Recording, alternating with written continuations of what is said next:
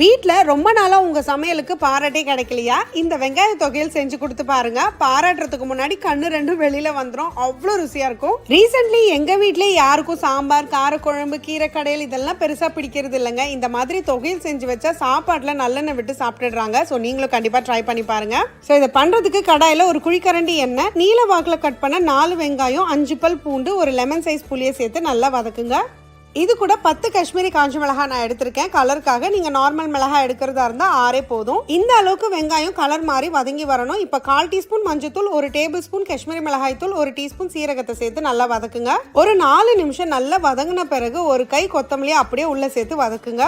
இதுக்கு 1 டீஸ்பூன் கல்லுப்பு நான் சேர்த்துக்கிறேன். தண்ணி எதுவும் சேர்த்துறாதீங்க. ஒரு 4-5 நிமிஷம் சிம்லயே வச்சு வதக்கிட்டு நீங்க அப்படியே மிக்ஸி ஜார்ல மாத்திட்டு ஆறுனதும் அரைச்சிக்கலாம். அதே மாதிரி அரைக்கும் போதும் கொஞ்சம் கூட தண்ணி சேர்த்துக்காதீங்க. கொரகொரப்பாவும் அரைச்சுக்கோங்க. அப்பதான் நல்லா இருக்கும். தாளிப்பு ரொம்ப சிம்பிள். ஒரு குழிக்கரண்டி எண்ணெய், 1/2 டீஸ்பூன் கடுகு சீரகம், 1 டேபிள் ஸ்பூன் கடலை பருப்பு, 4-5 பல் பூண்டு, 2 காஞ்ச மிளகாய், கருவேப்பிலை தாளிச்சு உள்ள சேர்த்துருங்க. அவ்வளவுதான். செஞ்சுட்டு வீட்டுல எல்லாரையும் அசத்துங்க. எப்படி? Download ShareChat.